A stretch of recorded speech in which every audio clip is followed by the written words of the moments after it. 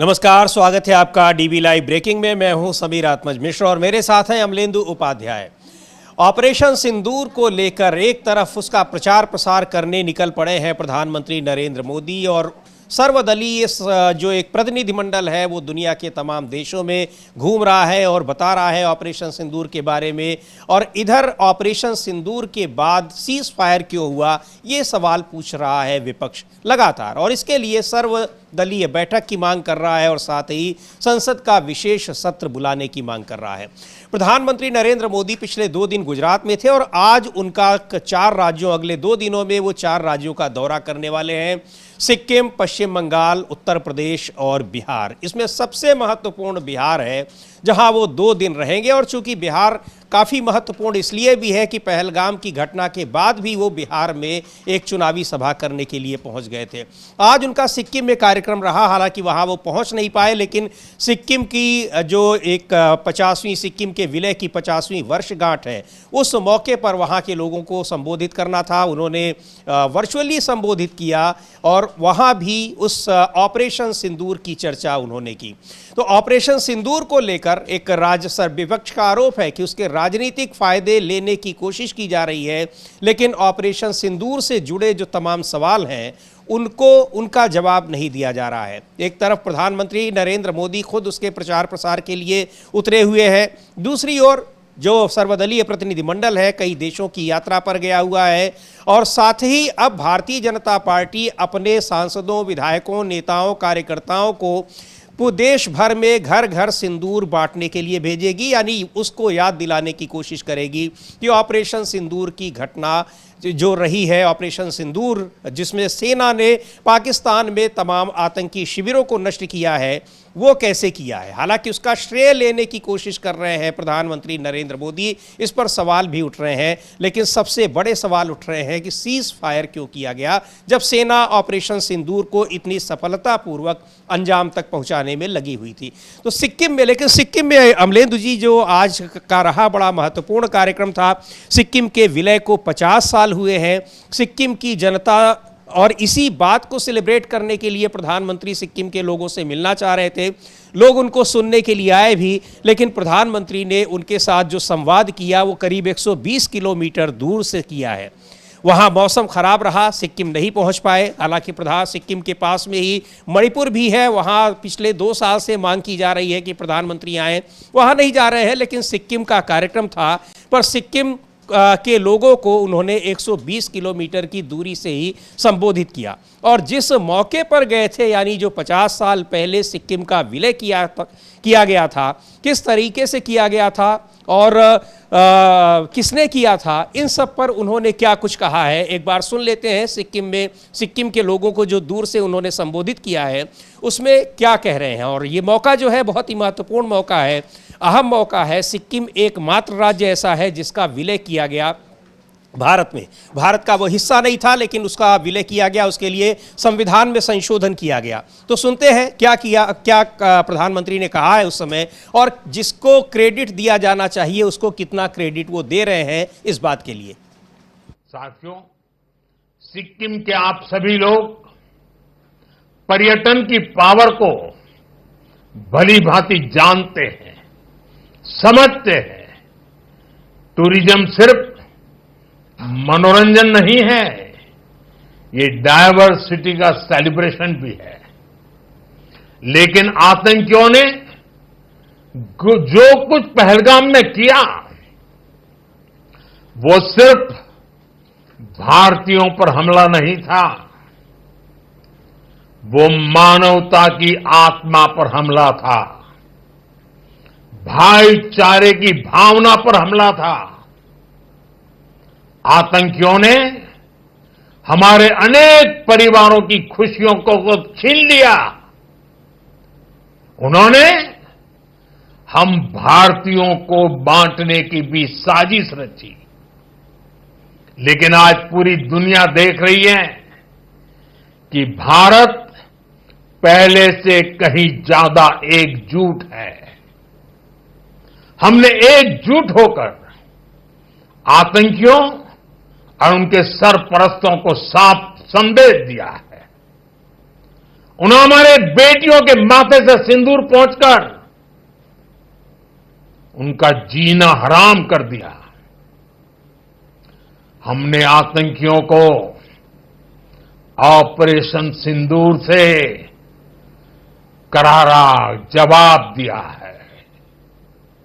साथियों, आतंकी अड्डे तबाह होने से बौखलाकर पाकिस्तान ने हमारे नागरिकों और सैनिकों पर हमले की कोशिश की, लेकिन उसमें भी पाकिस्तान की पोल ही खुल गई और हमने उनके कई एयरबेस को तबाह करके दिखा दिया कि भारत कब क्या कर सकता है, कितना तेजी से कर सकता है। तो सिक्किम में वहाँ की जो 50वीं वर्षगांठ है, वहाँ के विलय की, भारत में सिक्किम के विलय की, उस कार्यक्रम को सेलिब्रेट करने के लिए प्रधानमंत्री गए थे, वहाँ के लोगों से संवाद करने। और अमलेंदु जी, बड़ी संख्या में वहाँ बच्चे और जो महिलाएं हैं, युवा हैं, वो लोग सुनने के लिए भी आए थे। लेकिन प्रधानमंत्री 120 किलोमीटर दूर से वो बात कह रहे हैं जो पिछले ऑपरेशन सिंदूर के बाद से 7 मई 8 मई के बाद से वो लगातार कह रहे हैं। और कहीं भी कोई जिक्र उन्होंने इस दौरान नहीं किया कि सिक्किम का विलय कैसे हुआ और क्या हुआ, उसके बाद क्या कुछ हुआ। लेकिन ऑपरेशन सिंदूर और पहलगाम, और ये भी नहीं उसमें जिक्र आ रहा है कि आखिर जब ऑपरेशन सिंदूर इतनी सफलतापूर्वक उसको अंजाम दिया जा रहा था तो अचानक रोकना क्यों पड़ गया। तो ये बहुत सारे सवाल हैं जो सवाल विपक्ष उनसे पूछ रहा है। लेकिन ये 4 राज्यों की यात्रा जो 2 दिन के भीतर होनी है, उसमें मुख्य रूप से पूरा फोकस जो है वो ऑपरेशन सिंदूर को लेकर है। और ऑपरेशन सिंदूर में ये सिक्किम 2 दिन उन्होंने गुजरात में बिताए और कई जगह उनके रोड शो रहे, तमाम जनसभाएं की। उन सभी जनसभाओं में हालांकि बहुत सारी परियोजनाओं का भी उद्घाटन किया, लेकिन मुख्य जो उनका फोकस था वो ऑपरेशन सिंदूर था। हाँ, मुख्य फोकस ऑपरेशन सिंदूर था और सिक्किम में भी ऑपरेशन सिंदूर की ही बात कर रहे हैं। सिक्किम के 50 वर्ष पूरे हो गए भारत में विलय के, इसकी कोई चर्चा नहीं हो रही है। और प्रधानमंत्री को इस पर बात करनी चाहिए थी कि 50 वर्ष पूर्व क्या परिस्थितियां थी जिसमें सिक्किम का भारत में विलय हुआ, और सिक्किम का जब भारत में विलय हुआ तो कौन प्रधानमंत्री था और किसने इसको विलय कराया, कैसे हुआ, क्या चीज़ें रही। जिसने विलय कराया समीर जी, उसने भारत के नक्शे में भूभाग जोड़ा, पाकिस्तान के तो टुकड़े किए और दुनिया के नक्शे पे एक नया देश बना दिया। लेकिन प्रधानमंत्री नरेंद्र मोदी ने 55,000 वर्ग किलोमीटर बताया जाता है ज़मीन जो है वो बांग्लादेश को दे दी। तो यह यहाँ कम हो गया। तो प्रधानमंत्री को ये भी बताना चाहिए कि उन्होंने कितनी ज़मीन बांग्लादेश को दे दी, और बांग्लादेश को जब भेजे गए यहाँ से बांग्लादेशी घुसपैठिए जिन्हें बताया गया, उनको लेने से उसने इनकार कर दिया। तो ये भी प्रधानमंत्री को बताया जाना चाहिए कि कितना डंका प्रधानमंत्री का इस मामले में बोल रहा है। लेकिन प्रधानमंत्री जो है जहाँ भी जा रहे हैं, तो अब देखिए, अब 120 किलोमीटर दूर से आप टेलीफोन से संबोधित कर रहे हैं जी। ये आप 120 किलोमीटर कुछ नहीं, आप सड़क मार्ग से भी पहुंच सकते थे अगर मौसम खराब था। लेकिन जब कहा यह जाता है प्रधानमंत्री के बारे में कि अगर मन मुताबिक नहीं मिलती है जन समूह तो वहाँ मौसम खराब हो जाता है, भले धूप खिल रही हो। ऐसा कई बार हुआ है। तो ये बताया जाता है ये मौसम खराब हो गया। अब ये तो मालूम पड़ेगा कि मौसम कहाँ खराब था, क्योंकि जब मौसम खराब था तो लोग जो दिखाया जा रहा है कि सिक्किम में बैठे हुए लोग सुन रहे हैं, तो वो कैसे उससे खराब मौसम में सुन ले रहे हैं फिर। तो अगर मौसम खराब था सिर्फ प्रधानमंत्री के जाने के लिए था, लोगों के सुनने के लिए मौसम खराब नहीं था, जहाँ वो बड़ी बड़ी जो है LCD और LED लगाकर जो प्रधानमंत्री का भाषण सुनवाया जा रहा है, तो वो आखिर कैसे हो रहा है। तो ये है बहरहाल ये प्रधानमंत्री की अपनी एक कला है मौसम खराब होने की। तो मौसम जाने कब कब खराब हो जाता है। एक चीज़ है अमलेंदु जी, ऑपरेशन सिंदूर की चर्चा करने के लिए कई राज्यों में निकले हैं, लेकिन बताया ये जा रहा है कि मुख्य फोकस उनका बिहार है और बिहार में वो 2 दिन बिताएंगे। हालांकि बिहार में मौसम वैसे भी ठीक है, अभी बिहार में मौसम तो बाढ़, जब बरसात के बाद बाढ़ आती है तब वहाँ मौसम खराब होता है। तो इस समय बहुत अनुकूल मौसम भी है और इस समय की परिस्थितियाँ भी ऐसी हैं कि जहाँ प्रधानमंत्री 2 दिन रुकना पसंद भी करेंगे। हाँ, 2 दिन रुकना प्रधानमंत्री पसंद करेंगे और रुक सकते हैं प्रधानमंत्री। अच्छी बात है प्रधानमंत्री वहाँ 2 दिन रुकें। लेकिन ये समीर जी, अब रुकने रुकाने का तो मामला अलग है, लेकिन प्रधानमंत्री जब जा रहे हैं बिहार, तो पटना जब पहुँचेंगे तो पटना जो पहुँच के तो उनके बड़े इंतज़ाम अच्छे किए गए हैं कि प्रधानमंत्री जिन रास्तों से गुजरेंगे उन रास्तों को एक तरीके से कहा जाए कि बंद कर दिया गया है कई रास्तों को। और ये एडवाइजरी जारी की गई है कि हवाई अड्डे जिन लोगों को जाना है वो 4 घंटा का अपना पहले समय लेकर जाएं। तो प्रधानमंत्री का रोड शो है, चुनावी रोड शो है, तो उसके लिए जनता क्यों कष्ट भुगते भाई? 4 घंटा पहले जनता क्यों निकले चूंकि प्रधानमंत्री आ रहे हैं? तो ये तो विचार होना चाहिए। जी बिल्कुल, ये विचार होना चाहिए। और प्रधानमंत्री का पटना में, बिहार में आज जो वहाँ पर शाम का कार्यक्रम है, लेकिन आज और कल यानी 29 और 30 मई को बिहार में रहेंगे और बिहार में आने वाले दिनों में चुनाव भी हैं। तो ऑपरेशन सिंदूर का जो सबसे ज़रूरी और महत्वपूर्ण संदेश देना चाह रहे हैं वो बिहार ही है। हालांकि उसके सिक्किम भी वो गए, चूँकि आज एक मौका रहा, लेकिन सिक्किम के लोगों को उन्होंने 120 किलोमीटर दूर से ही संबोधित किया है और वहाँ तक नहीं पहुँच पाए, यानी जो वर्चुअली उन्होंने संबोधित किया। लेकिन इस जो ऑपरेशन सिंदूर को लेकर इतना लंबा चौड़ा प्रोग्राम प्रधानमंत्री ने का बना हुआ है या भारतीय जनता पार्टी भी बना रही है, इसके अलावा जो प्रतिनिधिमंडल दूसरे देशों में गया हुआ है उसकी भी अमलेंदु जी बड़ी चर्चा हो रही है। इस बात को लेकर चर्चा हो रही है कि ये प्रतिनिधिमंडल वहाँ किससे मिल रहा है और वहाँ के अखबारों में या जिन जगहों पर, चाहे अमेरिका हो, कुवैत हो, इंडोनेशिया हो, इन देशों में अगर ये प्रतिनिधिमंडल जा रहा है तो वहाँ के स्थानीय मीडिया उसको कैसे कवर कर रहा है। बताया ये जा रहा है कि ये बिल्कुल उसी तरह के इवेंट हो रहे हैं कि जो वहाँ पर भारतीय दूतावास है वहाँ के लोगों से, वहाँ के अफसरों से मिल रहे हैं या फिर जो NRIs हैं वहाँ पर हैं उनसे मुलाकात कर रहे हैं, कुछ उस तरह की जैसे प्रधानमंत्री के अक्सर विदेशी दौरे होते हैं और वहाँ उनका मुख्य फोकस होता है कि जो इंडियन डायस्पोरा है उसके लोगों से मुलाकात की जाए और उसका प्रचार प्रसार किया जाए। तो इस बात को लेकर भी सवाल उठ रहे हैं कि कौन सा संदेश देने गए थे और किसको संदेश देकर ये हमारे सर्वदलीय प्रतिनिधिमंडल के जो तमाम सदस्य हैं वो आ रहे हैं। हाँ समीर जी, ये कहाँ से आ रहे हैं और क्या करके आ रहे हैं, इसको बहुत सारे सवाल उठ रहे हैं। अब बताया जा रहा है कि शशि थरूर साहब ने एक पोस्ट किया कि पनामा में उनकी कहीं खबर छप गई है उनके प्रतिनिधिमंडल की। तो अब ये बहुत बड़ा उपलब्धि जो है वो है इस प्रतिनिधिमंडल की कि वो प्रतिनिधिमंडल की कहीं एक खबर छप गई है। यानी 7 प्रतिनिधिमंडल गए हैं, उनमें से किसी एक प्रतिनिधिमंडल की कहीं कोई खबर छप गई है किसी डमडमडिगा टाइम्स में। ये बहुत बड़ी एक खबर है, इसको शशि थरूर साहब ने बताया है। लेकिन समीर जी, ये सवाल है कि ये प्रतिनिधिमंडल क्या कर रहा है। अब हम लोगों ने उसने भी चर्चा की थी कि फ्रांस गए तो फ्रांस के दूतावास में जाके फ्रांस के राजदूत से फ्रांस में भारत के राजदूत से मिल रहे हैं। सिंगापुर गए तो सिंगापुर में भारत के राजदूत से मिल रहे हैं। तो भाई ये राजदूतों से मिलने के लिए गया था, मतलब छुट्टी मनाने गए थे ये गर्मियों की, क्या ये प्रतिनिधिमंडल करने क्या गए थे? और ऑपरेशन सिंदूर में जो कुछ भी यहाँ पर हमारे विदेश सचिव ने ब्रीफ किया है, क्या वो सूचना वहाँ के राजदूत जो इंडियन एम्बेसडर्स हैं उनकी वहाँ तक नहीं पहुँची होगी? नहीं, और इंडियन एम्बेसडर्स को सूचना जो होगी वो तो रोज जब विदेश विभाग के अंतर्गत आते हैं राजदूत, तो विदेश विभाग से रोज जाते होंगे संदेश की क्या कार्रवाई हुई क्या नहीं हुई। तो ये जो प्रतिनिधिमंडल गए थे, ये क्या जो हमारे दूतावास हैं उनके कर्मचारियों को और हमारे राजदूतों को उनको प्रशिक्षण देने गए थे क्या? बताया तो ये गया था कि दुनिया में माहौल बनाने गए हैं भारत के पक्ष में, और कहाँ माहौल बना अभी तक तो पता नहीं। रूस का कोई बयान आया क्या भारत के पक्ष में? नहीं आया। चीन का कोई पक्ष में आया? नहीं आया। आप गए अमेरिका का कोई बयान आया? नहीं आया। तो जिन देशों में आप गए उनका कोई बयान आया कि नहीं आया, ये आपकी उपलब्धि होनी चाहिए थी, जो कि नहीं आई है अभी तक। बिल्कुल, ये इस जो प्रतिनिधिमंडल है उसको लेकर भी सवाल उठ रहे हैं कि वो प्रतिनिधिमंडल वहाँ पर कर क्या रहा है। लेकिन जो सबसे बड़े सवाल हैं वो सवाल ये उठ रहे हैं कि आखिर ऑपरेशन सिंदूर का जो इतना प्रचार प्रसार किया जा रहा है, तो इस सवाल का जवाब क्यों नहीं दिया जा रहा है कि सीज फायर क्यों करना पड़ गया, किसके दबाव में करना पड़ गया। एक बार सुनते हैं, कांग्रेस के नेता जयराम रमेश ने इस पर एक बार फिर सवाल उठाया है और बार बार ये आरोप लग रहे हैं सरकार पर कि ऑपरेशन सिंदूर का राजनीतिक इस्तेमाल किया जा रहा है। तृणमूल कांग्रेस ने भी अब मांग की है कि सर्वदलीय बैठक ही नहीं बल्कि संसद का विशेष सत्र बुलाया जाए। तो संसद का विशेष सत्र बुलाने की भी अब तैयारी है, लेकिन किस मकसद से? इस मकसद से नहीं कि उसमें एकजुटता दिखाई जाए, जब पहलगाम की घटना के बाद पूरा विपक्ष और सत्ता पक्ष एकजुट तरीके से वो खड़ा है, बल्कि उसका मकसद कुछ और है। इस पर भी बात करेंगे, लेकिन पहले सुन लेते हैं जयराम रमेश ने सीज फायर को लेकर एक बार फिर क्या सवाल पूछा है और प्रधानमंत्री के ऊपर क्या आरोप लगाए हैं कि इस सवाल का जवाब क्यों नहीं दे रहे हैं।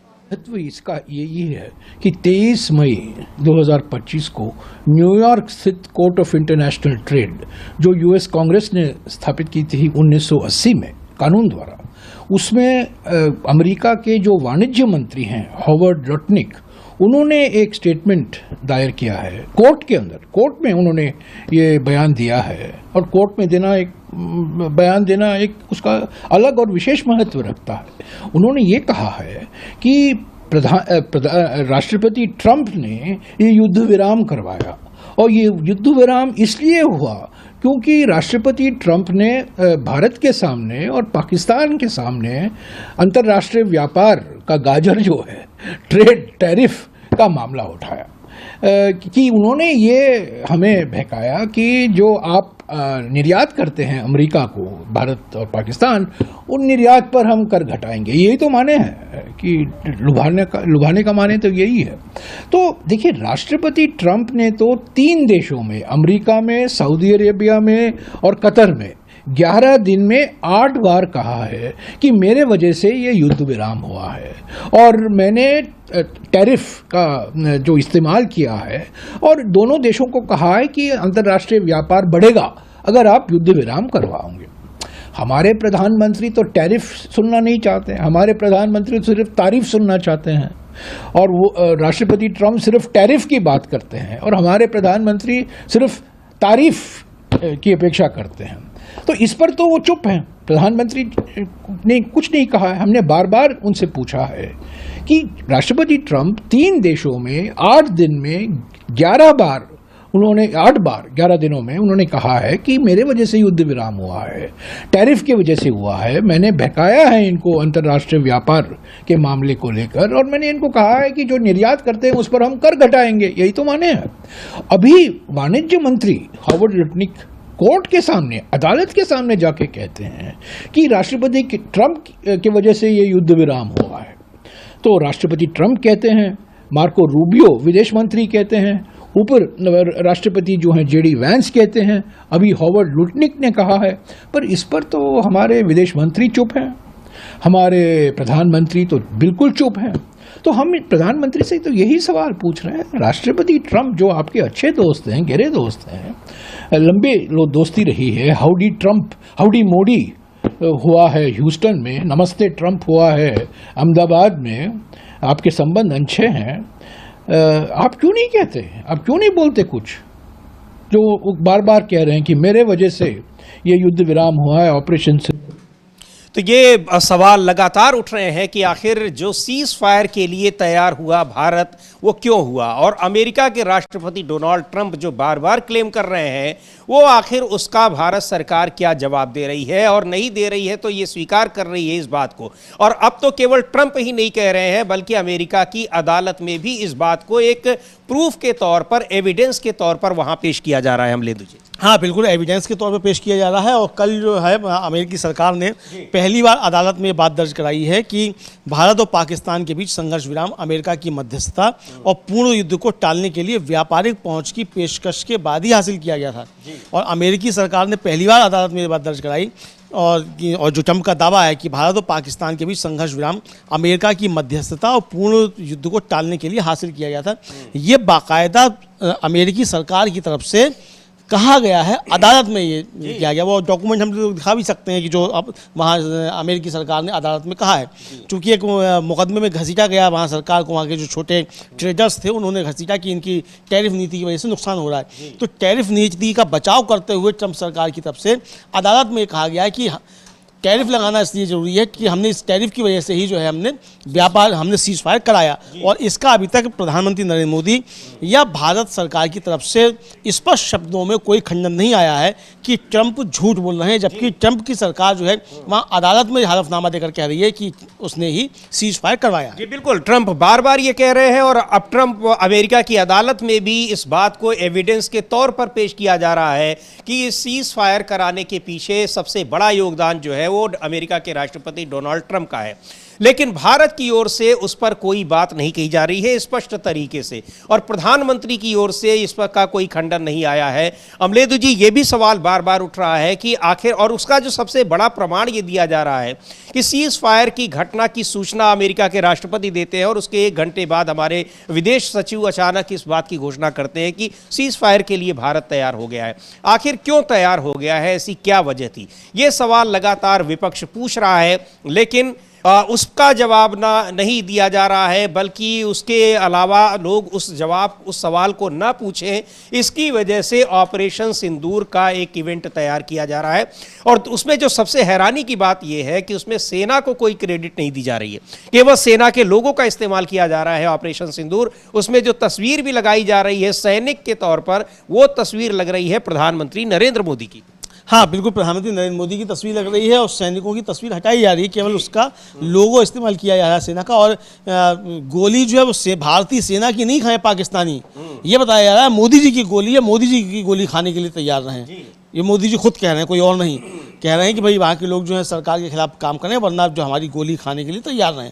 ये प्रधानमंत्री कहते हुए सुने जा रहे हैं। तो जिस तरीके से समीर जी ये प्रधानमंत्री की चीज़ें आ रही हैं और आज जिस तरीके से प्रधानमंत्री का फ्लॉप शो साबित हुआ है सिक्किम में, और प्रधानमंत्री वहाँ नहीं पहुँचे और प्रधानमंत्री को 120 किलोमीटर दूर से जो है वो टेली कॉन्फ्रेंसिंग के जरिए वहाँ संबोधित करना पड़ा।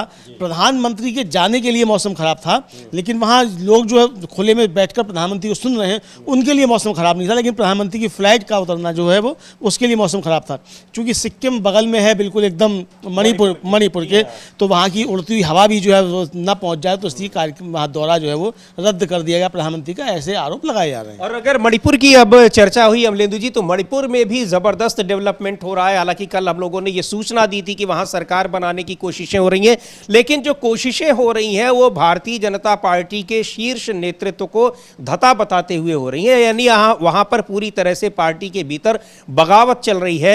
वहां बड़ी संख्या में विधायक आए हैं, लेकिन बहुत से विधायक ऐसे भी हैं जो सरकार बनाने के पक्ष में नहीं है। यानी वो विधायक ऐसे हैं जो शीर्ष नेतृत्व के इशारे पर काम कर रहे हैं। लेकिन जिन लोगों ने मुलाकात की है वो बताया जा रहा है कि शीर्ष नेतृत्व से उनकी कोई बातचीत नहीं हुई है और ना ही वो बातचीत करना चाहते हैं।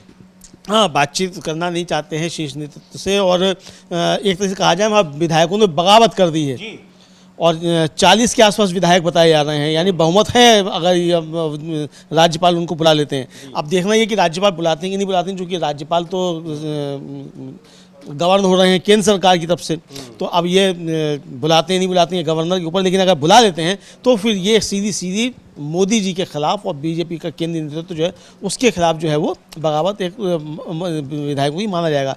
इधर समीर जी, कल से एक चित्र जो है बड़ा तेज़ी के साथ वायरल हो रहा है और उस पर लोग क्वेश्चन कर रहे हैं। और वो चित्र है कि वो राष्ट्रपति द्रौपदी मुर्मू के साथ जो है वो अमित शाह जी की कोई बैठक हो रही है।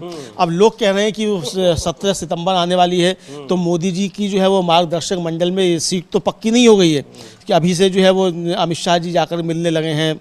अब ये सब राजनीतिक चुहलबाजियाँ जो कहलाती हैं वो हैं, लेकिन इन चुहलबाजियों के पीछे भी कुछ ना कुछ तथ्य और कुछ ना कुछ होते हैं। मतलब बिना धुएं के बिना आग के धुआं नहीं उठता, जो कहावत है वो होती है। अब इस पर हम कुछ टिप्पणी नहीं कर सकते, लेकिन सोशल मीडिया पर तमाम लोग ये सवाल उठा रहे हैं कि क्या मोदी जी की मार्गदर्शक मंडल में सीट पक्की हो गई है 17 सितंबर को, चूँकि अब सितंबर बहुत नज़दीक है, 2-3 महीने बीच में बचे हैं। और ये चीज़ जो आप जिस तस्वीर की बात कर रहे हैं अमलेंदु जी, उसके पीछे एक बड़ा कारण ये भी दिया जा रहा है कि ऑपरेशन सिंदूर, पहलगाम की घटना के बाद जिस तरह से सरकार घिरी हुई है और ऑपरेशन सिंदूर पर जितना एक अचानक इतनी सक्रियता प्रधानमंत्री दिखा रहे हैं, उसके पीछे उनकी पार्टी का भी बहुत बड़ा दबाव है और जो संघ परिवार का भी दबाव है। अब इसी बीच में अगर अमित शाह, जो कि सामान्यतया नहीं मिलते हैं, हालांकि उन्होंने तमाम जो अपने मंत्रालय से संबंधित विभागों की जानकारी है उसको देने के लिए वो राष्ट्रपति से मिलने गए थे, लेकिन इन परिस्थितियों के बीच, इन घटनाओं के बीच अगर ये मुलाकात हो रही है तो फिर उससे कयास लगने शुरू ही होते हैं। आप जो बात कह रहे हैं कि कहीं ऐसा तो नहीं कि मार्गदर्शक मंडल में डालने की तैयारी हो, लेकिन अमित शाह के रहते, या जो कहा जाता है कि जो अमित शाह और प्रधानमंत्री नरेंद्र मोदी की जो जोड़ी है उसके रहते हुए उनका मार्गदर्शक मंडल में जाना बहुत आसान नहीं है। लेकिन राजनीति है, इसमें कभी भी कुछ भी हो सकता है। हाँ, राजनीति इसमें कहीं भी कुछ भी हो सकता है और संभावनाएं हैं, तमाम संभावनाएं लोग तलाशते रहते हैं। ऐसे चित्रों के पीछे भी लोग संभावनाएं तलाशते हैं। और आखिर बुराई क्या है? अगर मोदी जी प्रधानमंत्री बन सकते हैं तो अमित शाह में बुराई क्या है? भाई मोदी जी तो प्रेस कॉन्फ्रेंस भी 11 साल में एक बार संबोधित नहीं कर पाए। अमित शाह तो लगातार प्रेस से बातचीत भी करते हैं। मोदी जी अभी तक कश्मीर जाने का समय नहीं निकाल पाए, अमित शाह जाते हैं कश्मीर, मणिपुर भी जाते हैं। अब वो कुछ कर पाए नहीं कर पाए वो अलग मसला है, लेकिन कम से कम जाते तो हैं। मोदी जी तो जाते ही नहीं है। अब बताइए, मणिपुर बगल में है तो 120 किलोमीटर दूर से सिक्किम में भाषण तो दे दिया, लेकिन सिक्किम नहीं गए चूंकि मणिपुर की हवा नहीं पहुंच जाए। लेकिन अमित शाह अगर होते तो अमित शाह जाते सिक्किम। तो अमित शाह तो अभी मणिपुर जा चुके हैं, तो इसलिए अगर वो भी आता तो उसमें बुराई क्या है, दिक्कत की वाली बात क्या है? मतलब भारतीय जनता पार्टी के लोग नहीं चाहते कि अमित शाह प्रधानमंत्री बने क्या? ये भी तो सवाल है बीजेपी के लोगों से। अगर ऐसा है, अगर ऐसी बातें चल भी रही हैं, तो क्या बीजेपी के लोग नहीं चाहते कि अमित शाह प्रधानमंत्री बने? तो ये उनके अंदर भी कुछ चीज चल रही है क्या?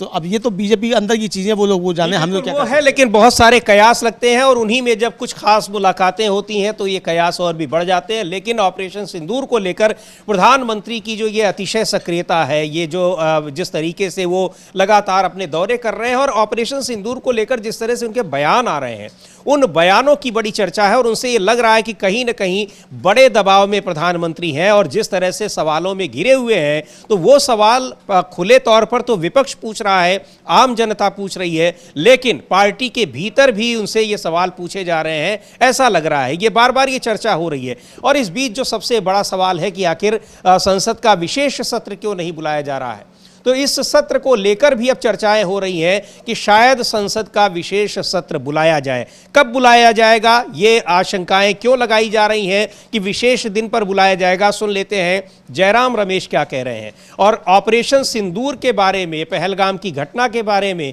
सीज फायर को लेकर सवाल पूछने के लिए विशेष सत्र बुलाया जा रहा है, लेकिन सरकार विशेष सत्र बुलाकर कुछ और संदेश देना चाहती है। क्या कह रहे हैं जयराम रमेश, सुनते हैं।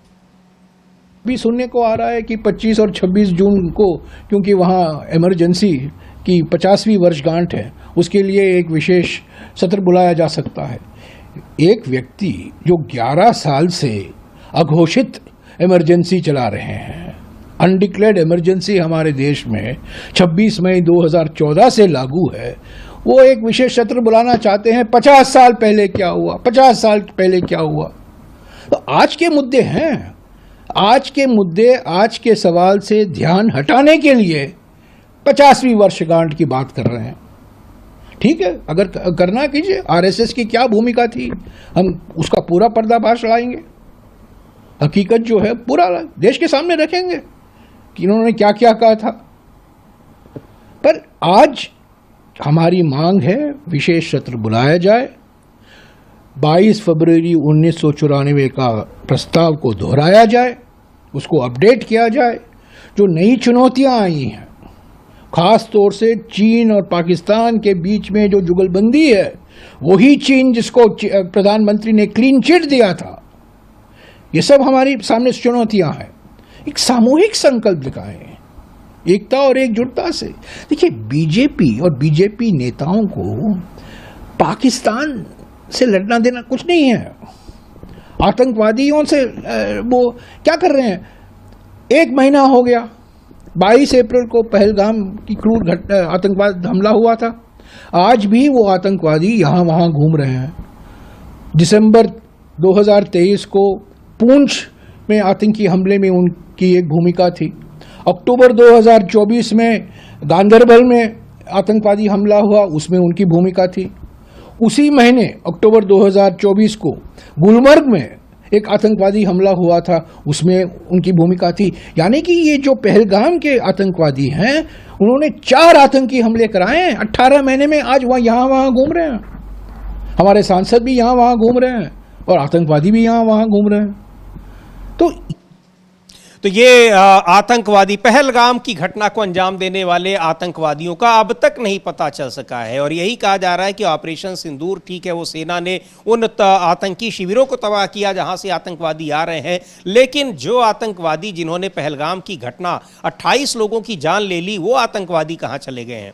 और सांसद और तमाम नेताओं को, सर्वदलीय प्रतिनिधिमंडल को बाहर भेजा गया है, वहां वो मीडिया से बात कर रहे हैं, लेकिन कहीं कोई चर्चा इसकी उन देशों में नहीं हो रही है कि भारत से इतना एक जो हाई लेवल शिष्टमंडल आया हुआ है, किस लिए आया हुआ है, क्या कर रहा है, किन लोगों से मिल रहा है और वहां के लोग कितना उससे कन्विंस हो रहे हैं। लेकिन जो तमाम नेता गए हुए हैं उनमें कुछ लोग चर्चा में जरूर हैं। उन देशों में जहां वो जा रहे हैं वहां भले चर्चा में ना हो, लेकिन भारत में उनकी चर्चा जरूर हो रही है। अमलेंदु जी। हाँ, भारत में बिल्कुल चर्चा हो रही है। और आज समीर जी 2-3 चीज़ें हुई। जो एक प्रतिनिधिमंडल में गए हुए हैं डॉक्टर निशिकांत दुबे जी, उन्होंने कल एक वक्तव्य दिया कि फिलिस्तीन के साथ भारत खड़ा है, हम नहीं मान्यता दी, इजराइल किसी की नहीं मानता, इसको लेकर इस पर जयराम रमेश ने कुछ सवाल उठाए। तो इस पर कहा निशिकांत दुबे ने कि ये जो जयराम रमेश ने बताया कि हमास आतंकवादी है और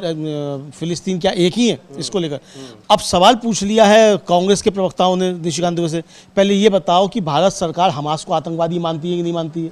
भारत सरकार ने हमास को आतंकवादी माना ही नहीं है। तो अब ये उठा है। तो निशिकांत दुबे लगातार जो है वहां से मतलब बेइज्जती कर रहे हैं भारत की, ये चीज सामने आ रही है। इसको लेकर पवन खेड़ा ने प्रहार किया है। पवन खेड़ा क्या कह रहे हैं? निशिकांत दुबे जो लगातार ट्वीट कर रहे हैं, उनके ट्वीट्स पर उनका क्या कहना है? और चूंकि महत्वपूर्ण इसलिए है कि निशिकांत दुबे उस प्रतिनिधि मंडल को लीड कर रहे हैं और साथ ही वो एक जिम्मेदार व्यक्ति हैं, सांसद हैं, लोकसभा के सदस्य हैं। सुनते हैं पवन खेड़ा को क्या कहते हैं। No, we are very grateful to the BJP because we wouldn't have been able to give ourselves the kind of publicity they are giving us.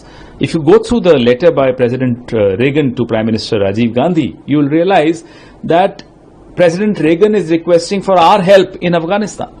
Now that's the kind of importance India had during those days in the world community. That's the kind of role India played. And the language used by President Reagan, that I offer to assist. Today, Donald Trump, President Trump, threatens Mr. Modi, and Mr. Modi can't open his mouth. Mr. Trump threatens us with blocking trade if we don't stop Operation Sindoor. That's the difference between India under Rajiv Gandhi and India under Narendra Modi. तो ये बात है जिसकी चर्चा बार बार हो रही है कि आखिर अमेरिका का दबाव इतना क्यों भारत सहने के लिए बाध्य है। एक समय था, वो भी स्थिति थी कि रोनाल्ड रेगन जैसे राष्ट्रपति वो उनके साथ भारत के प्रधानमंत्रियों के क्या संबंध रहे हैं और अब क्यों रहे हैं, ये सवाल बार बार इसीलिए सीज फायर की बात आ रही है और उससे सरकार उसको टालने की कोशिशों में लगी हुई है। लेकिन ऑपरेशन सिंदूर को लेकर एक जबरदस्त इवेंट तैयार किया जा रहा है। शुरुआत प्रधानमंत्री ने की है और अब उसमें भारतीय जनता पार्टी के तमाम नेता, मंत्री, विधायक शामिल होने वाले हैं और ये शामिल होने वाले हैं कि जगह जगह सिंदूर बांटा जाएगा, घर घर में सिंदूर बांटा जाएगा। अमलेंदु जी, लेकिन इसकी चारों तरफ बहुत आलोचना हो रही है कि आखिर सिंदूर एक बहुत महत्वपूर्ण एक धार्मिक प्रतीक है, सांस्कृतिक प्रतीक है, इसको लेकर इसका इतना उपहास क्यों उड़ाया जा रहा है? हाँ, बिल्कुल इसका उपहास उड़ाया जा रहा है। और कल आम आदमी पार्टी के नेता संजय सिंह ने प्रेस कॉन्फ्रेंस कर बहुत तगड़ा प्रहार किया था और कहा था कि बेशर्म भाजपाइयों यहाँ तक इस्तेमाल किया था, बहुत तल्ख भाषा में इसका तल्ख। और आज कांग्रेस की प्रवक्ता हैं रागिनी नायक, वो भी प्रेस कॉन्फ्रेंस कर रही हैं, उन्होंने भी इसको लेकर, सिंदूर को लेकर जो भारतीय जनता पार्टी है उसके पर बहुत तगड़ा प्रहार एक तरीके से किया है। समीर जी, हम लोग सुन सकते हैं कि अभी उन्होंने क्या कहा। ये सुनते हैं, कांग्रेस की प्रवक्ता है रागिनी नायक इस सिंदूर को लेकर, ऑपरेशन सिंदूर और उसके बाद जिस तरह से बीजेपी उसको इवेंट बनाने की कोशिश कर रही है, घर घर जाकर सिंदूर बांटने की, उसको लेकर जबरदस्त आलोचनाओं का शिकार हो रही है। कांग्रेस पार्टी भी उस पर सरकार को घेर रही है कि ये क्या हो रहा है। ये सारी चीजें इनकी अपनी एक मान्यता है, एक प्रतीक है, उस धार्मिक और सांस्कृतिक प्रतीक है, उसको लेकर आखिर इतना मजाक क्यों बनाया जा रहा है। और प्रधानमंत्री खुद भी इस तरह के बयान अमलेंदु जी दे चुके हैं जिसकी बड़ी चर्चा हुई। हालांकि फिर धीरे धीरे दोबारा उन्होंने उसको रिपीट नहीं किया, एक ही बार बोले कि हमारे नसों में खून नहीं है बल्कि सिंदूर है। एक ही बार बोले, लेकिन एक ही बार जो बोले बहुत बोल लिए और अब ये समझ में नहीं आ रहा है कि उस बोले हुए को वापस कैसे ले। बोल तो लिए मौज में, लेकिन अब समझ में आ रहा है कि ये उल्टा पड़ गया है। चूंकि सिंदूर को जिस तरीके से भारतीय महिलाओं का प्रतीक है सिंदूर, उसको लेकर बहुत सारे सवाल उठाए कि प्रधानमंत्री जो हैं वो महिलाओं का जो सुहाग का प्रतीक है सिंदूर, उसका मखौल उड़ा रहे हैं। ये जो है संदेश जो है पूरे देश भर में जा रहा है, खासतौर से हिंदू महिलाएं हैं उनके अंदर जा रहा है कि नरेंद्र मोदी जो हैं वो भारतीय महिलाओं के सुहाग का जो चिन्ह है सिंदूर, उसका जो है मखौल उड़ा रहे हैं। और ये अब भाजपा ही जाएंगे, ये घर में जाकर सिंदूर देंगे, मतलब महिला का पति सिंदूर नहीं देगा, ये भाजपा ही जाकर सिंदूर देंगे। बात संजय सिंह ने कही, यही संजय सिंह ने कही थी और यही बात जो है वो रागिनी नायक कहती सुनी जा सकती है। जी बिल्कुल, सुनते हैं रागिनी नायक क्या कह रही हैं। इस ऑपरेशन सिंदूर के जरिए, ऑपरेशन सिंदूर का प्रचार करने के लिए घर घर सिंदूर बांटने की जो तैयारी कर रही है भारतीय जनता पार्टी। सेना के शौर्य पर सियासत करते हैं, सेना के शौर्य पर सियासत करते हैं, वर्दी की कीमत क्या जाने, जो सूनी मांग को इंसाफ दिला न सके, वो मांग में सिंदूर की कीमत क्या जाने। तो देखिए, मेरी मांग में और मेरे हाथ में जो ये सिंदूर है, इसका स्वरूप और इसका रंग भारत के अलग अलग प्रांतों में अलग हो सकता है, लेकिन एक भारतीय सनातनी ब्याहता महिला के लिए इस सिंदूर का क्या महत्व है और इसकी क्या पहचान है, यह मैं आज भाजपा और संघ के लोगों को बड़ी साफगोई के साथ समझाना चाहती हूं, क्योंकि मुझे लगता है कि सिंदूर का महत्व उनकी समझ में आता नहीं है। तो देखिए, सिंदूर प्रतीक है सुहाग का, सम्मान का, सौभाग्य का। सिंदूर प्रतीक है प्रेम के बंधन का, विश्वास के राग का। सिंदूर प्रतीक है सुख दुख के मेल का, 7 जन्मों के साथ का। सिंदूर प्रतीक है बुरी नजर को भस्म करने वाली एक चुटकी आग का। वो सिंदूर जो ब्याहता स्त्री की मांग को सजाता है, जो सुहाग की रक्षा के काम आता है, जो भारत की नारी शक्ति की शान है, आन है और बान है, उसी सिंदूर के साथ उसका दुरुपयोग करते हुए आत्ममुग्धता की पराकाष्ठा में लिप्त है नरेंद्र मोदी जी। और यही कारण है कि अपनी सस्ती, ओछी और निम्न स्तरीय सियासत के लिए अब मांग के सिंदूर का भी इस्तेमाल मोदी सरकार धड़ल्ले से करेगी, ये घोषणा की जा चुकी है।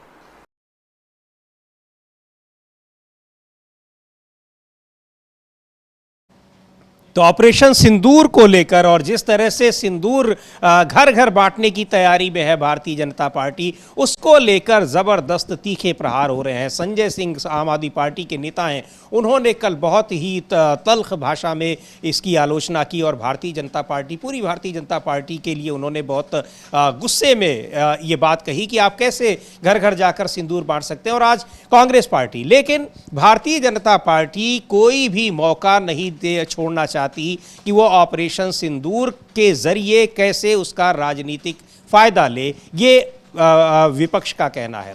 प्रधानमंत्री नरेंद्र मोदी चाहे कहीं उद्घाटन करने जा रहे हैं, चाहे वो किसी ओकेजन पर जा रहे हैं, 50 साल विलय के हुए सिक्किम के वहाँ जा रहे हैं, हर जगह एक ही बात ऑपरेशन सिंदूर। और उसमें जो हैरानी की बात यह है कि सेना को श्रेय नहीं दिया जा रहा है। ऑपरेशन सिंदूर का जो पूरा श्रेय है, जो कौशल है, वो सेना ने दिखाया, लेकिन उसका श्रेय प्रधानमंत्री खुद लेते दिखाई पड़ रहे हैं। हाँ, बिल्कुल समीर जी, प्रधानमंत्री उसका श्रेय लेते खुद दिखाई पड़ रहे हैं और सेना का नाम भी नहीं लिया जा रहा, बल्कि सेना के जो कर्मी हैं, सैन्य कर्मी हैं, उनके परिजनों को फोन कर करके कहा जा रहा है कि आप जाकर आप आइए और प्रधानमंत्री पर पुष्प वर्षा कीजिए। अब आज प्रधानमंत्री नरेंद्र मोदी बिहार जा रहे हैं समीर जी। अब बिहार जब जा रहे हैं प्रधानमंत्री नरेंद्र मोदी, तो प्रधानमंत्री नरेंद्र मोदी अब वहाँ जाकर क्या करेंगे, इसको लेकर जो लालू प्रसाद यादव की बेटी हैं रोहिणी आचार्य, जो चुनाव भी लड़ चुकी हैं, उन्होंने बहुत तीखा हमला प्रधानमंत्री के ऊपर बोला है। और उन्होंने जो ट्वीट किया वो आप बता। जी बिल्कुल, रोहिणी आचार्य लिख रहे हैं कि कोई बता रहा था कि आज अपने बिहार दौरे पर आ रहे हैं प्रधानमंत्री जी का हवाई जहाज एशिया के सबसे बड़े एयरपोर्ट छपरा एयरपोर्ट पर उतरेगा। प्रधानमंत्री जी मढ़ौरा चीनी मिल में बनी चीनी की चाय पिएंगे, एम्स दरभंगा का दौरा कर वहां भर्ती मरीजों से मिलेंगे और जुमलों की जोरदार बारिश करने के पश्चात वापसी में पूर्णिया एयरपोर्ट से दिल्ली के लिए उड़ान भरेंगे। स्वागत है प्रधानमंत्री जी आपका लोकतंत्र को जन्म देने वाली परिवर्तन की भूमि बिहार में। तो ये जो ट्वीट किया है रोहिणी आचार्य ने, बहुत ज़बरदस्त एक कह लीजिए कि एक वो टिप्पणी की है और बिल्कुल व्यंग्य किया है उन्होंने।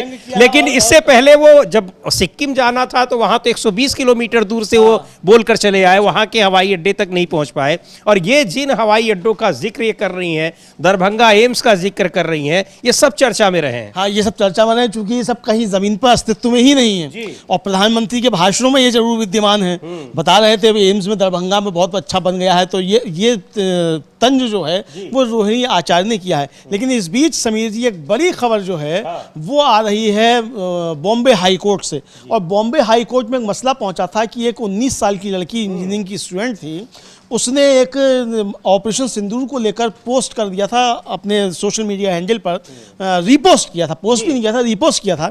लेकिन 2 घंटे बाद उसको समझ में आया कि ये कुछ गलत है, तो उसने उस पोस्ट को डिलीट कर दिया। उस लड़की को गिरफ्तार कर लिया गया और देशद्रोह का मुकदमा उस पर लगा दिया गया, उसको जेल भेज दिया गया और उसके 3 एग्जाम जो थे वो नहीं होने दिए गए। इसको लेकर बॉम्बे हाई कोर्ट वो लड़की पहुंची और जो बेंच थी, अवकाश पे बेंच थी, न्यायमूर्ति गौरी गोडसे और न्यायमूर्ति सोमशेखर सुंदरसन की खंडपीठ, उन्होंने बहुत कड़ी फटकार जो थी वो राज्य सरकार को, पुलिस को लगाई कि आपने इसको गिरफ्तार किया, आप क्या मतलब छात्रों को आप क्रिमिनल बनाना चाहते हैं। ये बहुत सख्त टिप्पणी की और वो उसकी अभिव्यक्ति स्वतंत्रता है, उसको जब समझ में आ गया कि इसमें कुछ गलती है उसने वो पोस्ट डिलीट भी कर दी और तब भी आपने उसको जेल भेज दिया और आपने 3 उसके एग्जाम नहीं कराया। इसको तुरंत रिलीज कीजिए, रिहा कीजिए और इसके 3 एग्जाम कराइए। इस पर जो कॉलेज के वकील थे उन्होंने कहा कि साहब पुलिस सुरक्षा में इनको एग्जाम दिलाए जा सकते हैं। इस पर बहुत कड़ी फटकार जो थी वो हाई कोर्ट ने लगाई थी कि आप क्या उसको क्रिमिनलाइज करना चाहते हैं, क्या अपराध है उसका, क्रिमिनल है वो। ये बहुत सख्त फटकार लगाई। बिल्कुल वही जैसे अली खान महमूदाबाद है, यानी विश्वविद्यालय के कॉलेज के प्रोफेसर स्टूडेंट अगर वो फेसबुक पर कुछ लिख दे रहे हैं तो वो इतना बड़ा अपराध है कि तुरंत केस दर्ज हो रहा है, गिरफ्तार हो जा रहे हैं। और मध्य प्रदेश के मंत्री अब आतंकवादियों की बहन बता रहे हैं सेना के अधिकारी को, उनके खिलाफ कुछ नहीं हो रहा है, साक्ष्य ही नहीं मिल रहे उनके बयान के। हाँ, साक्ष्य नहीं मिल रहे। तो आज जो है अब उस बॉम्बे हाई कोर्ट के आदेश पर उस लड़की को रिहा कर दिया गया है। आज वो अपनी तीसरी परीक्षा में शामिल हुई है। ये बॉम्बे हाई कोर्ट को सूचित किया गया है, मतलब पुलिस की तरफ से सूचित किया गया और राज्य की तरफ से सूचित किया गया होगा। और न्यायमूर्ति गौरी गोडसे और न्यायमूर्ति सोमशेखर सुंदरन की अवकाश पीठ ने जो है इस बयान को स्वीकार कर लिया, मतलब सरकार की ओर से, और सुनवाई को 9 जून तक के लिए स्थिर कर दिया, जिससे अब नियमित पीठ जो है वो सुनेगी। ये एक बड़ी खबर जो है वो बॉम्बे हाई कोर्ट से इस समय आ रही है। और एक और बड़ी खबर जो है समीर जी, वो यूट्यूबर्स और एक जो न्यूज एजेंसी है ANI, उसके बीच जो विवाद है उसको लेकर दिल्ली हाई कोर्ट में मामला पहुंचा है। दिल्ली हाई कोर्ट में ANI ने मानहानि का मुकदमा दायर किया है। एक यूट्यूबर है मोहक मंगल, जिनका आरोप था कि उनसे फिरौती, बस मतलब एक तरीके का एक्सटॉर्शन मनी उस एजेंसी ने किया, जबकि एजेंसी का कहना था कि वो पायरेसी कर रहे थे, कॉपीराइट का मामला था। और उनके वीडियो को जिन लोगों ने शेयर किया था उनमें मोहम्मद जुवर जो LT न्यूज़ वाले हैं वो, और कुणाल कामरा जो कॉमेडियन है, उनको भी उसमें डिफेमेशन केस में किया गया। 2 करोड़ 5 लाख रुपए का वो डिफेमेशन केस है, वो लगा हुआ, वो लिस्ट पर आने वाला है। 38वें नंबर पे थोड़ी देर में वो आएगा तो उसकी भी हम लोग जानकारी देंगे। जी बिल्कुल, ये बड़ी खबरें हैं। लेकिन अभिव्यक्ति की स्वतंत्रता को लेकर जो बॉम्बे हाई कोर्ट का फैसला है, जो निर्देश दिया है सरकार को, वो बहुत ही अहम है कि आप किसी के पोस्ट को, और दूसरी उससे ज्यादा हैरानी की बात है कि सरकार का रवैया देखने लायक है अमलेंदु जी, की कैसे एक छात्रा है, लड़की है, अगर कोई उसने पोस्ट कर दिया गलती से या कुछ भी कह दिया तो उसमें कोई ऐसा बड़ा अपराध नहीं किया, और गलती उसको का जब एहसास हुआ पोस्ट वापस भी ले ली, लेकिन केस हो गया, FIR दर्ज हो गई, गिरफ्तार हो गई, और उसके बाद उसको गिरफ्तार रखने के लिए सरकार अपीयर हो रही है, हाईकोर्ट में दलील दे रही है, लेकिन हाईकोर्ट ने जबरदस्त फटकार लगाई है। तो ये अभिव्यक्ति की स्वतंत्रता को लेकर तमाम सवाल उठ रहे हैं। अभिव्यक्ति की स्वतंत्रता को लेकर अली खान महमूदाबाद का भी मामला सुप्रीम कोर्ट में गया और उनको जमानत मिल गई, और ये कहा गया, लेकिन यहाँ भी जो हरियाणा सरकार थी वो लगातार उनसे कह रही है कि इनकी तमाम जो डिवाइसेज हैं उनको हम जब्त करना चाहते हैं। तो कोर्ट ने कहा आप क्या करोगे भाई, जो बात उन्होंने लिखी है आप उसकी जांच करो। और उस पर तो बहुत सख्त टिप्पणी कोर्ट ने कही, उनका कि आप विस्तृत इसका आप क्या करेंगे, इसका आप क्यों है उसका प्रयास कर रहे हैं दूसरे एंगल खोलने का। आपको जितना कहा गया है उतना कीजिए, इनकी पोस्ट है उन पर बात कीजिए, 2 FIR उनकी पोस्ट पर है, सिर्फ पोस्ट पर, आपको उनकी डिवाइस क्यों चाहिए। ये बहुत सख्त टिप्पणी जो है सुप्रीम कोर्ट ने SIT को जो की है, वहाँ के DGP को सख्त निर्देश दिए हैं कि आपको जो कहा गया है सिर्फ उसी सीमा के अंदर आपको इस पर जांच करनी है। ये सख्त आदेश जो है वो सुप्रीम कोर्ट ने दिया है हरियाणा पुलिस को। समीर जी, ये बिल्कुल उस मामले में अली खान महमूदाबाद के मामले में जो अशोका विश्वविद्यालय में प्रोफेसर हैं, और उन्होंने ऑपरेशन सिंदूर को लेकर टिप्पणी की थी कि जो जिस तरह से सूचना देते वक्त जो ऑपरेशन सिंदूर के बारे में सेना के अधिकारियों के बीच एक सांप्रदायिक सौहार्द दिखाने की कोशिश की गई, वो सांप्रदायिक सौहार्द जमीन पर नहीं दिखाई पड़ता, ये बात उन्होंने लिखी थी। उस पर वहाँ जो हरियाणा की महिला आयोग है उन्होंने केस दर्ज कराया और तुरंत उनकी गिरफ्तारी भी हो गई, लेकिन सुप्रीम कोर्ट ने उनको अंतरिम जमानत दे दी। तो ये ऑपरेशन सिंदूर को लेकर इस तरह की टिप्पणियां हैं। दूसरी ओर भारतीय जनता पार्टी के तमाम नेता, जिम्मेदार व्यक्ति, मिनिस्टर, वो लोग गंभीर से गंभीर टिप्पणी भी अगर कर रहे हैं तो किसी की गिरफ्तारी नहीं हो रही है, और केस भी अगर कोर्ट के निर्देश पर दर्ज हो रहा है तो वो केस भी बहुत हल्का फुल्का दर्ज हो रहा है, और कोशिश की जा रही है कि उनको बचाया जाए। ये इसको लेकर बड़े सवाल उठ रहे हैं, लेकिन जो सबसे अहम सवाल है वो ऑपरेशन सिंदूर कैसे रुक गया, सीज फायर क्यों किया गया, उसको लेकर आ रहे हैं। और ये सवाल विपक्ष बार बार पूछ रहा है। सर्वदलीय बैठक की मांग की जा रही है, सर्वदलीय बैठक जिसकी अध्यक्षता प्रधानमंत्री करें, और साथ ही संसद का सत्र बुलाने की भी मांग की जा रही है। अमलेंदु जी, ये तस्वीरें हम लोग अपनी स्क्रीन पर देख रहे हैं, बड़ी अहम तस्वीर है। ये वो रैली स्थल है, हमारे ख्याल से ये पश्चिम बंगाल का होगा जहां आज उनके कार्यक्रम है प्रधानमंत्री के। पटना का है, अच्छा ये पटना का हमें पता चला अभी कि ये पटना की रैली स्थल है, और ये रैली स्थल पर तस्वीरें दिख रही हैं ब्रह्मोस की, राफेल की, और ये दिखाई पड़ रहा है कि सीधा है वो तो प्रधानमंत्री गए ही वहां यही बताने के लिए हैं, ये बताने के लिए नहीं गए हैं कि सीज फायर हमको क्यों करना पड़ा। हाँ, प्रधानमंत्री ये बताने के लिए गए हैं, ये बताने गए हैं कि वो बिहार का चुनाव ब्रह्मोस मिसाइल से लड़ेंगे और पाकिस्तान के खिलाफ ब्रह्मोस का इस्तेमाल नहीं किया जाएगा, क्योंकि वो तो ट्रंप ने कह दिया कि उसने सीज फायर कराया है।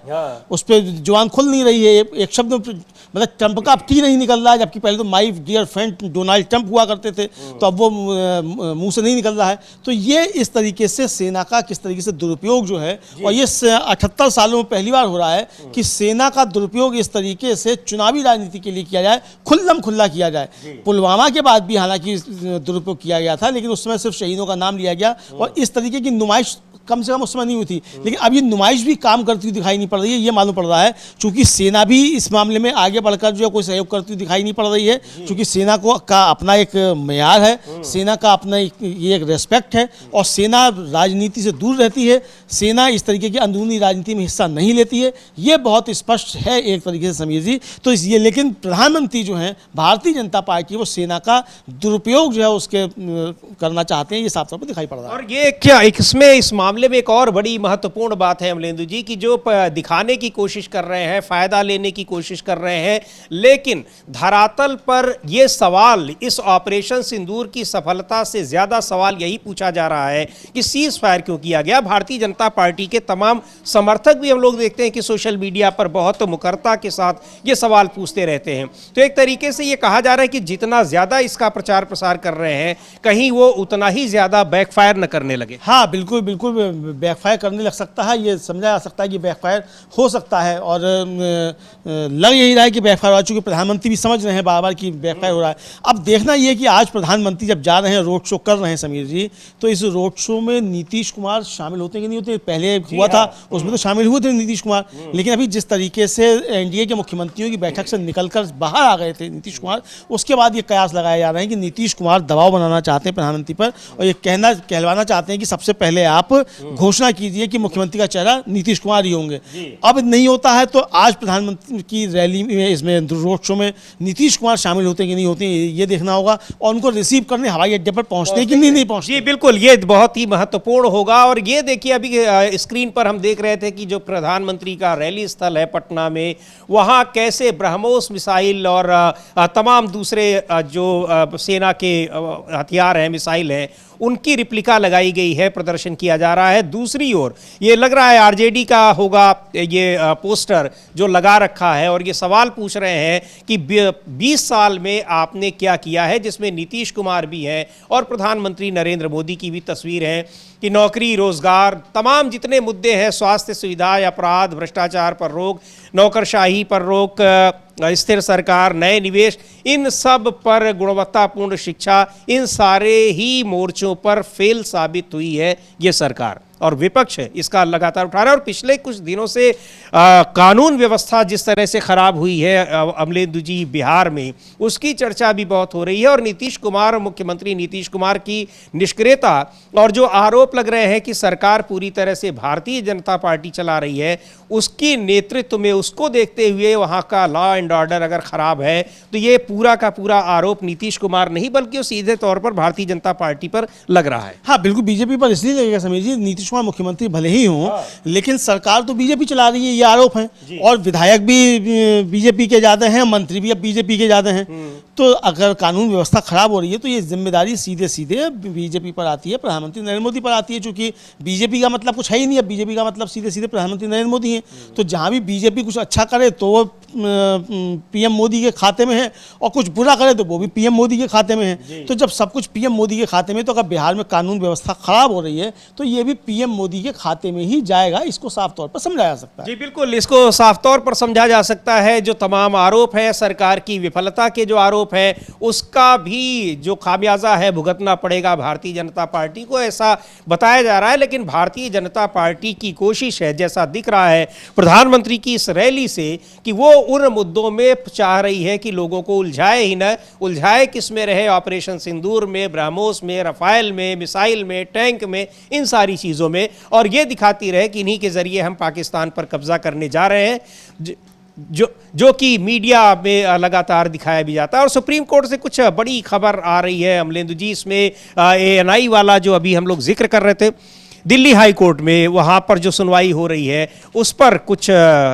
खबर है, कुछ अपडेट है, आप बताएं। हाँ, उसमें खबर ये है कि वो अभी जो है वो ले लिया गया है, और सीनियर एडवोकेट अमित सिब्बल जो हैं वो अपने साथी एडवोकेट सिद्धांत कुमार की तरफ से ANI की तरफ से प्रस्तुत हुए हैं, और ये मैटर जो उठा लिया गया है, मैटर अब आ गया है, उस पर सुनवाई शुरू हो गई है, अभी शुरू हुई है। बिल्कुल जी, तो इस पर इस मैटर में कपिल सिब्बल उसमें अपीयर हुए हैं। जी, कपिल सिब्बल नहीं, ये एडवोकेट अमित सिब्बल हैं, ये ANI की तरफ से हुए हैं।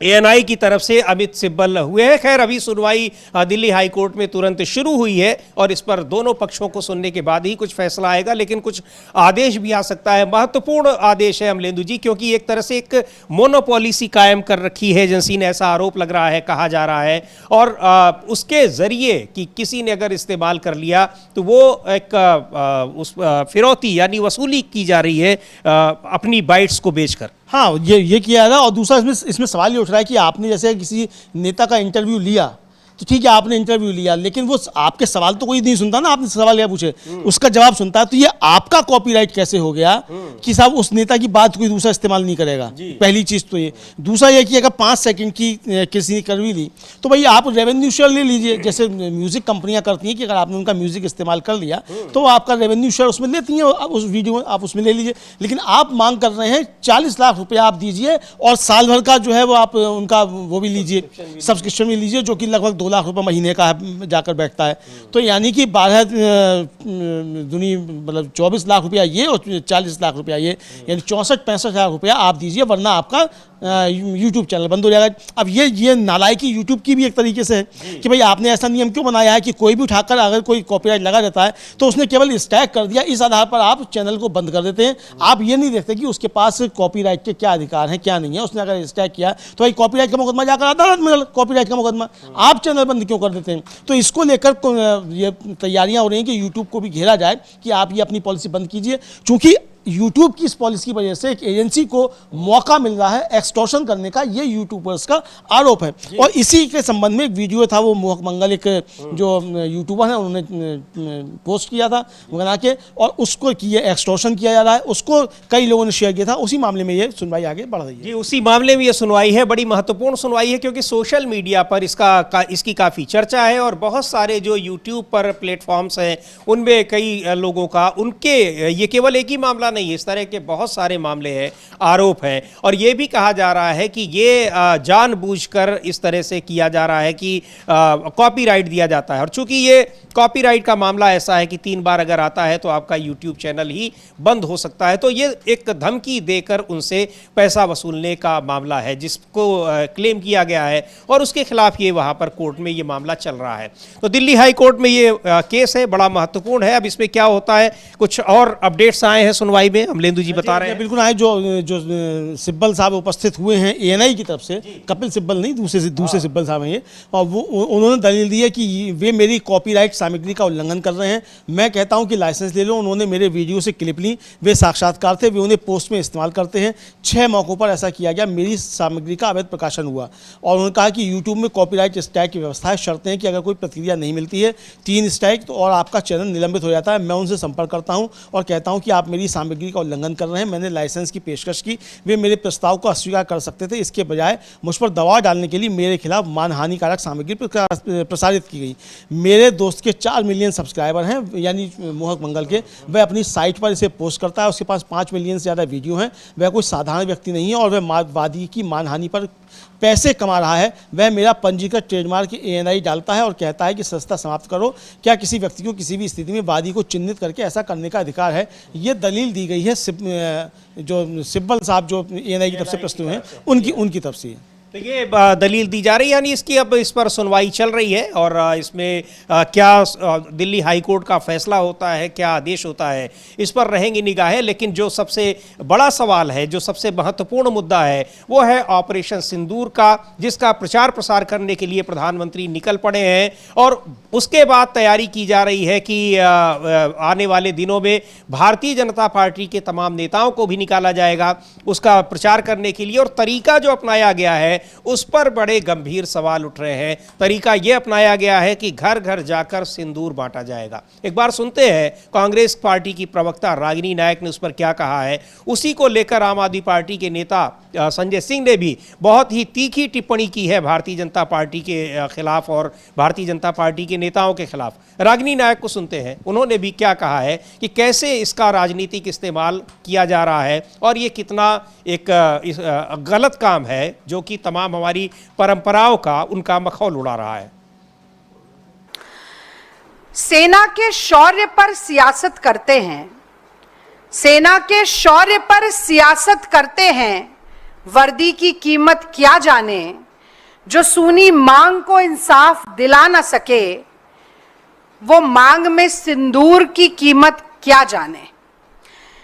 तो देखिए, मेरी मांग में और मेरे हाथ में जो ये सिंदूर है, इसका स्वरूप और इसका रंग भारत के अलग अलग प्रांतों में अलग हो सकता है, लेकिन एक भारतीय सनातनी ब्याहता महिला के लिए इस सिंदूर का क्या महत्व है और इसकी क्या पहचान है, यह मैं आज भाजपा और संघ के लोगों को बड़ी साफगोई के साथ समझाना चाहती हूं, क्योंकि मुझे लगता है कि सिंदूर का महत्व उनकी समझ में आता नहीं है। तो देखिए, सिंदूर प्रतीक है सुहाग का, सम्मान का, सौभाग्य का। सिंदूर प्रतीक है प्रेम के बंधन का, विश्वास के राग का।